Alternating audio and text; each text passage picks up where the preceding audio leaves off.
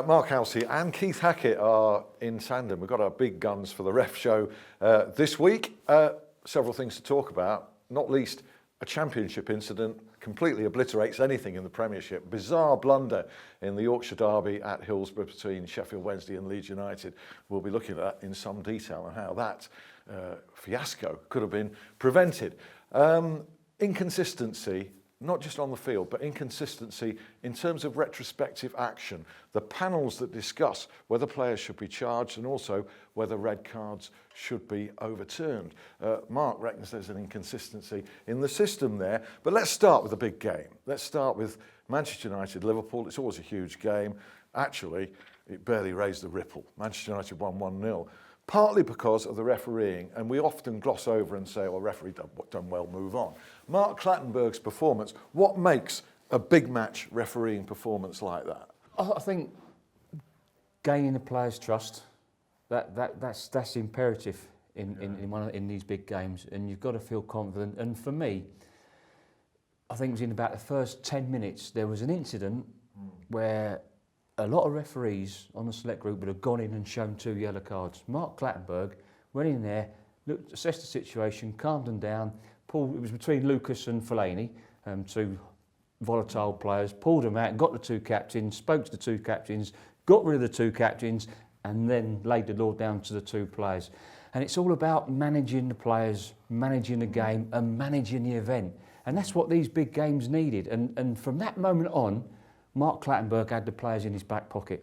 And if you look at the way he moved around the pitch, his positioning, his movement, his dynamic sprinting, that game should be shown to all the select group referees. This is how you get into viewing that. This is how you make your viewing angles. By the way you move around, your dynamic sprinting.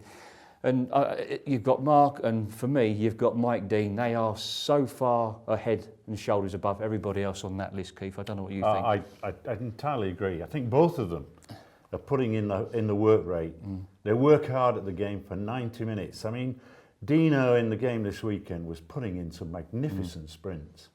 But I mean, when you look at Clattenburg, it was a masterclass in refereeing. Big game atmosphere, always a lot of sort of thunder in the game. There's no love lost between the 2 teams. And he kept the lid on it. He kept the lid on it because of the accuracy in his decision making, born about from his work rate. I mean, his sprinting, his fitness level. The players must see it. He's on the shoulder of the action. You're suggesting it's not just the decision making and getting into position. What Mark was saying was relationship, interaction with players. It's the management That's a of key. players. I mean, look, he took control of the game, and he took control of the game knowing when to come in and when to be, if you like, effective, when to withdraw and allow the players to express themselves. And Mark is 100% correct. The handling of that incident between Shelby and the other guy, Lucas was absolutely brilliant. Not Shelby, but it was absolutely brilliant, and great credit to him. Up and coming referee then now, who can learn from all of this and has maybe showed some evidence yesterday at the Sunday game that he is. Craig Pawson, I know you handled this on RefCam. Stoke against Arsenal, normally blood and thunder. It was 0-0, but most remarkably, there were no cards. No, and once again, I think the players helped Craig, within his control. Because if you look over recent performances of Craig, he's got a lot of big key match decisions wrong, in my opinion, and that's because he's been lazy. His positioning, his movement, his dynamic sprinting have been missing from his game. But yesterday, I saw glimpses of that, and it enhanced his performance. It advanced his viewing angle, and to make him recognise that what was a foul and what was not a foul. And so, we've got to give praise where it's due, and I thought he done well, but there's still room for improvement on his positioning and movement and his dynamic sprinting. Let's move on. Justice for Mike Jones. I think that's what the You Are the Ref panel are seeking now, following the comments of the Everton manager following that dramatic 3-3 draw with Chelsea at Stamford Bridge. Roberto Martinez was describing the performance of Mike Jones as diabolical, all based on an error, let's face it, by an assistant referee, not by Mike Jones, Keith. Well, John Terry equalised. Well, there are 2 points. There's been this argument about the time. Yeah. Let's get it clear in terms of educating those young referees and the public. A referee puts the board up, added time. That's the minimum. 7 amount of minutes added in time. this case. Well, 7. And if there's a stoppage or a goal or a substitution in that period of added time, then the referee adds it on. Yeah. So it is a minimum amount of time.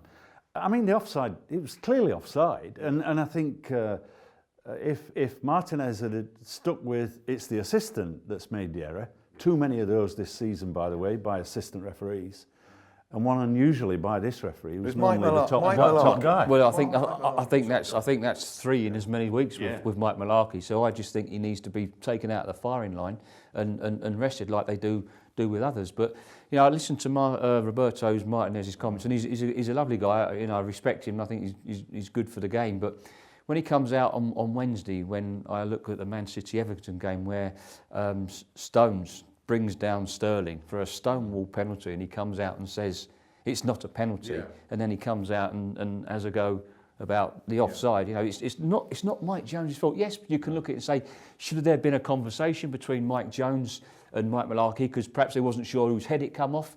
I think that's the only bit. Could the referee have helped the assistant? Could the referee have helped the assistant? Yeah. And that's the only criticism you could have directed at Mike Jones. But I mean, he refereed the game well, and I thought he had a fabulous game midweek as well with the Liverpool-Arsenal game. Yeah, I agree. And the flip side of the coin with Roberto Martinez's rather mean and sour comments was the reaction of Gus Hiddink, who had a decision go in his favour and admitted it, Keith, yeah? It's quite refreshing.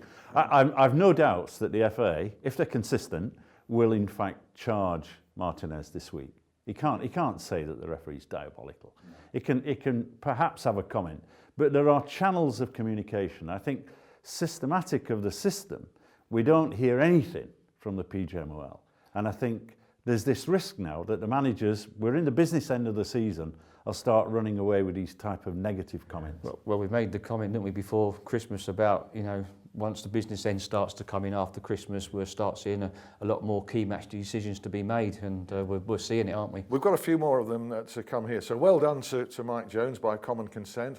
Also, Mike Dean, as you mentioned, Martin Atkinson and John Moss on this occasion as well. I think all came through their games well. No bugbears at all in games at Spurs, Southampton and Manchester City. We'll come to Newcastle 2, West Ham 1 in the second part of the ref show, because there's a very big flashpoint in that involving John Joe Shelby, and also a talking point that Mark wants to raise. Aston Villa Leicester, though, this was Roger East in the middle, and we've got major talking points with penalties here. I mean, first of all, Keith, Villa should have had a penalty. Robert Huth with the arm across. Well, I mean, he gets away with it fairly regularly, Huth. And we talk about grappling, and here is a clear-cut offence, and I cannot see how a referee cannot give a penalty kick. That's just beyond me. He's in a great position as well, isn't he? He's looking straight at it. Yeah. Once again, I want to go back to Mike Dean, because we saw Mike Dean, Newcastle Man United in midweek. Fabulous decision with grappling. Yeah, absolutely. For the penalty. Yeah. And at that level, you've got to be brave to give these big decisions. And Mike Dean is not afraid to give big decisions. Okay, he may get 1 or 2 wrong, but he's brave. He goes in and gives them. And I think they should be putting Mike Dean's decisions up on the wall. In the meetings at St George's and follow the lead. You've got to be brave. Because with Roger East as well, we had Leicester given a penalty for handball. Just struck him, didn't it? Yeah, I mean, you can understand. You can. Yeah, there was one just 4 seconds earlier that he should have given was a blatant trip. And that should have been a penalty for Leicester. And for me, again, Roger's recognition of offences was poor at that level. It's not what it should be. And it was the assistant referee, Darren Cann, that was signalling for the penalty. So obviously Roger is not in a good position. His players in front of him, so Darren Cann's given it. Is it a penalty? Is it not a penalty? I understand why it was given. I think it was harsh, but because he's not made himself bigger. It's the distance, the pace. He's turning his back. But the other thing for me, okay, you're given the penalty. It has to be, for me, either a red card or nothing, because the ball is going into the back of the net. For me, just give a penalty, nothing else. Just finally on this section, we've just got 20 seconds really. Bournemouth, Norwich, Bobby Madley's also been mentioned a few times here. It didn't affect the result. Obviously, Bournemouth convincing victory, but there was quite a clear penalty they should have had there, wasn't there? Russell Martin held back Daniels. I mean, it was a clear penalty. And a sending off. You know, Alan, these are big decisions, and the referees have got to get them right consistently across the group. They've got to get them right, and I think that it's those downsides, if you like, of the big decisions that affect the outcome of the game. Can we leave it there, because we've got great stuff to talk about in the second half, including that extraordinary incident at Hillsborough. Do join us for all of that.